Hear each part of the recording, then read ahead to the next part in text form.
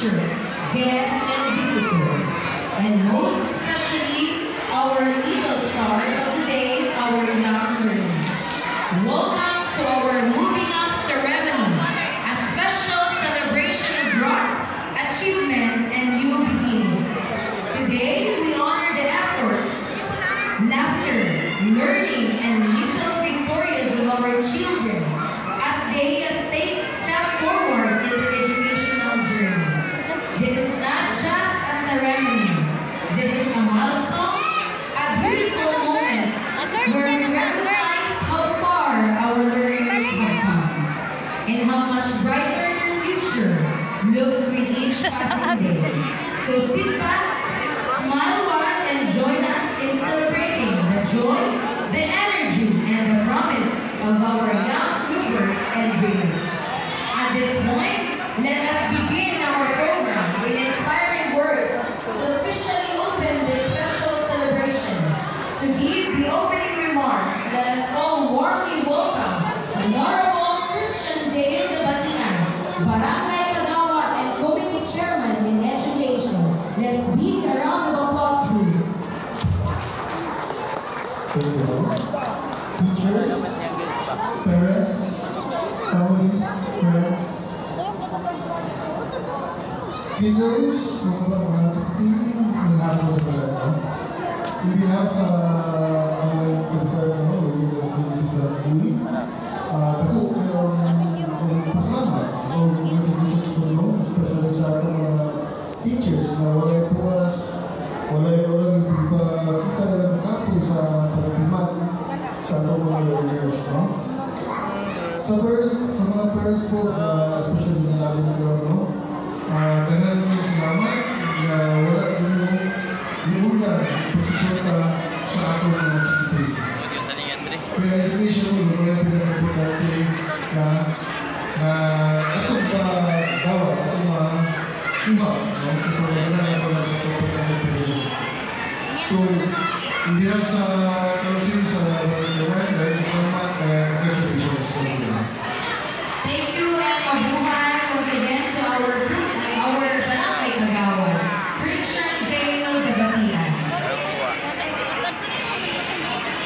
Now, to officially welcome us all to this joyful ceremony, we will hear a message from one of our bright young learners. Please join me in giving a warm round of applause to Zipanya Jeff Jongko of Barangay Hall 1 CDC as she delivers the welcome address on behalf of the class. A big round of applause, please. Papasad ka mga mama and beautiful children.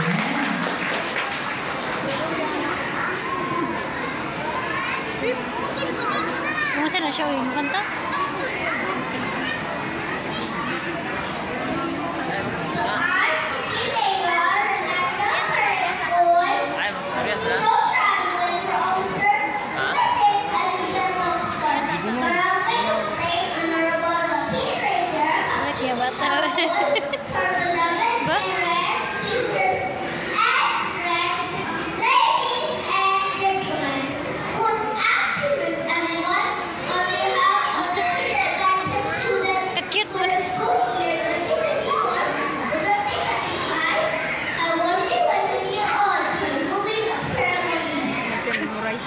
Grabe ka ba?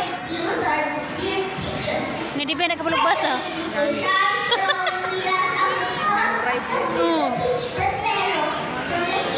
Bright nga bata pa sa anak.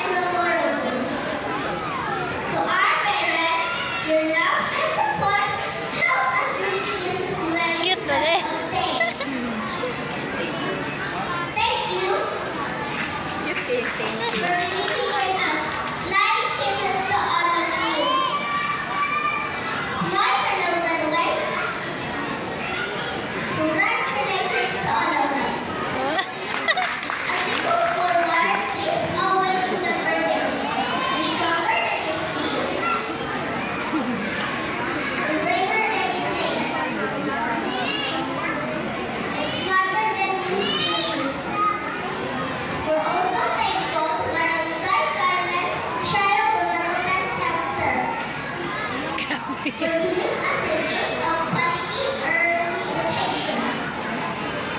Most of all, we thank God for His guidance and love.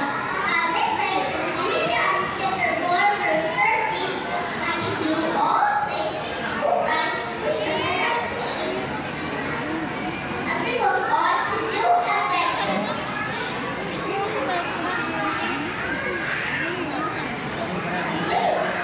Let's remember that tiny steps today lead to great tomorrow. And I want to share this with you. The Bible is also full God's Word. And God's Word Batak man din na anang ano nakarit. to guide us to life. You want to know what Batak, God's like? batok. How He thinks, Anak sa dato. how He feels. Batak sa How He nakarit. has feelings for me. And so let's remember to listen carefully. Ila din ang batak. Think about Katong kay parada ginila lang sa kinan ba sa piyot. istorya ba? Bright mo yun siya kay tanaw opisina binay mama papa. Thank you. Thank you. Kahit tao eh. Juan Legend Jompo of Barangay Hall 1, CBC. Wow. Ano yung mama ka na nakarit. Wow, di ba? Tara yung papa na naka-vlog. Bright kay nga bata. At this juncture, please join me in giving a warm round of applause as we welcome Ms. Kits Marie Maputo, who will now share with us an inspirational message. A big round of applause, please. Grabe nga bata mo. Ako pagbundo o pagtaho sa to ang mahal sa barangay, kapital, haki, buloy,